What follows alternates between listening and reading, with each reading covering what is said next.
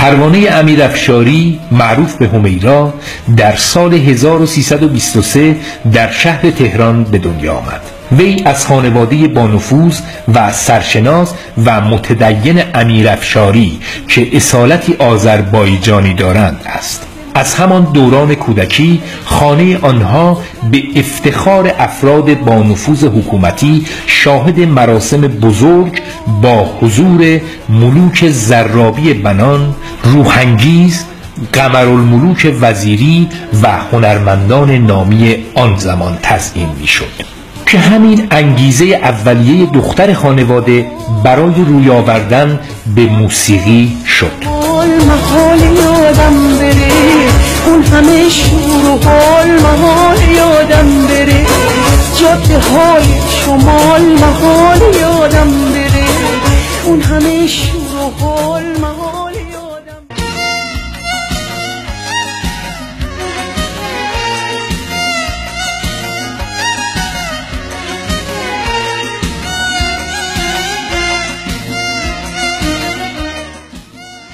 همیرا به دور از چشم پدر و با تشویق همسر روشنفکر و تازه از آلمان بازگشته خود با نام نویسی در آزمونها در شورای رادیوی آن زمان باعث حیرت و تحسین اعضای شورا شد. در همان سن آوازی را در دستگاه سگاه با آهنگسازی علی تجویدی و شعری از بیژن ترقی به نام صبرم عطا کن را اجرا کرد که در کتاب ترانه‌های ماندگار این اثر به ثبت رسید.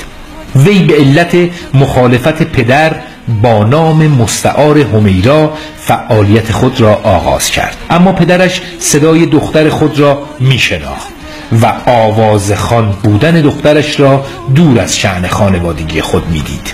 همه صفحات گرام موجود در بازار تهران را خریداری کرده و در خانه خود انبار میکرد و همین علت باعث کمیابی صفحات صدای همیرا در آن زمان شد.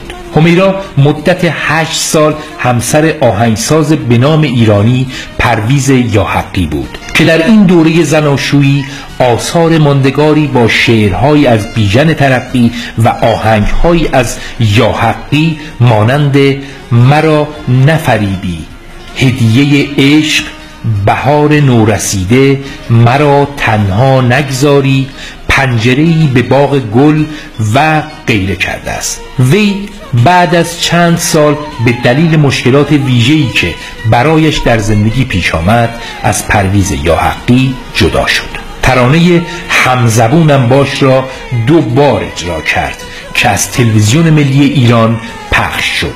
رادیو و تلویزیون ملی ایران قبل از انقلاب شاهد اجراهای تلویزیونی زیادی از همیرا مانند اجرای ترانه‌های همزبونم باش، نگو از گذشته، وقتی که تو رفتی، دنیا دنیا، با دلم مهربان شو، باختن، محال، قاصدک، با دلم مهربان شو، سکوت، هوای قفس و غیره است.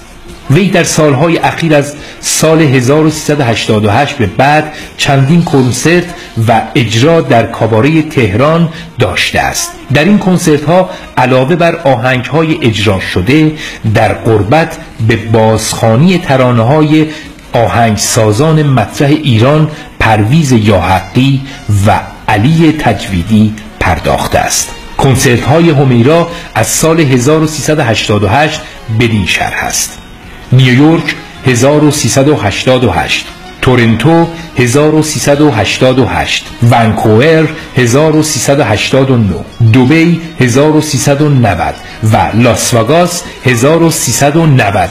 در بین این سالهای 88 تا 90 بیش از 10 بار در کاباره تهران اجرا داشته است. همیرا از اواسط سال 60 در تهران ماند و بعد از ایجاد مزاحمت‌های فراوان در تهران به یکی از شهرهای شمالی نقل مکان کرد. وی باز از طرف عناصر طرفدار انقلاب مورد اذیت و آزار بسیاری قرار می گرفت. به همین دلیل به ناچار و بدون اینکه مورد حمایت همسرش قرار گیرد در اواخر سال 1360 به تنهایی و به صورت ناشناس با گریم در قالب یک پیرزن به همراه دختر 2 ساله اش هنگامه از مرز افغانستان از ایران خارج شد و به پاکستان رفت. از آنجا به اسپانیا و پس از آن به کاستاریکا در آمریکای مرکزی رفت.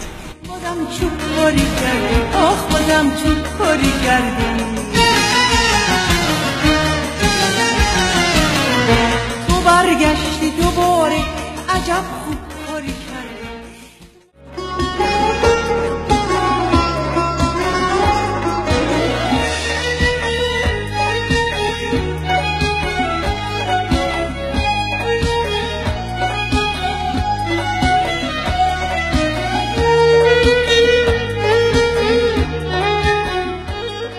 همیرا با کمک هما میرافشار به ایالت کالیفرنیا مهاجرت کرد و با حمایت احمد مسعود کار هنری خود را از سر گرفت. وی همکنون در شهر لس آنجلس زندگی می کند.